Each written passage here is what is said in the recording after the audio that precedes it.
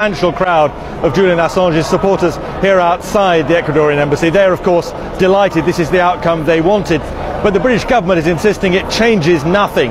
Under our law, with Mr. Assange having exhausted all options of appeal, the British authorities are under a binding obligation to extradite him to Sweden.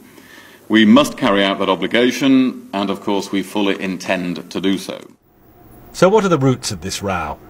Back in 2010, Julian Assange's WikiLeaks published thousands of top-secret US military logs and diplomatic cables. The US said the leaks endangered lives. They want to question Mr. Assange and possibly put him on trial. But also that year, sexual assault allegations were made by two women in Sweden, allegations Mr. Assange has consistently denied. In November, Sweden issued an international arrest warrant. The following month, he was arrested in Britain after giving himself up.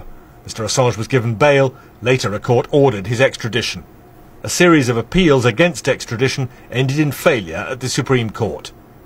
5 days later, Mr. Assange took refuge inside Ecuador's London embassy, apparently beyond reach, applying for asylum.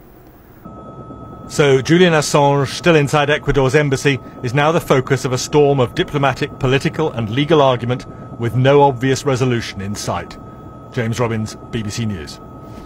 Well, the BBC's Will Grant, who is in the Ecuadorian capital Quito, described how people there are viewing the Julian Assange affair.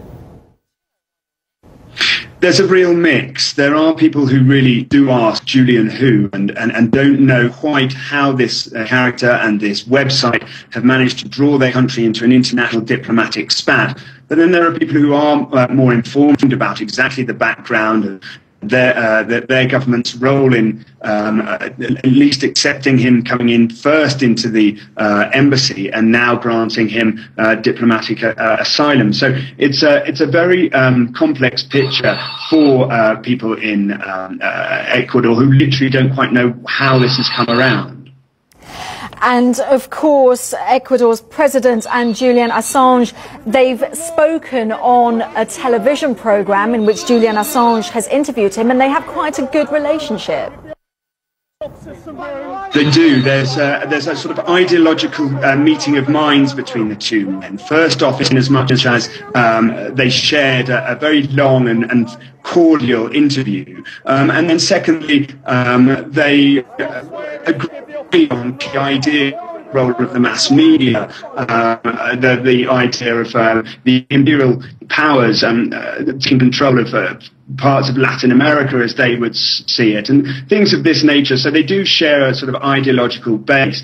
I think people here are split in terms of whether or not they back President Rafael Correa's take on all this. He is up for re-election himself next year, and there is undoubtedly a sort of domestic political element involved in all this. But I think those who don't support the president are also the sorts of people who wouldn't support what Julian Assange has been doing with WikiLeaks in the first place. They say that he's been playing with sensitive information, he's been embarrassing governments unnecessarily, and so on and so forth. So it is an extremely interesting split in this country which has suddenly launched itself into the centre of this diplomatic argument.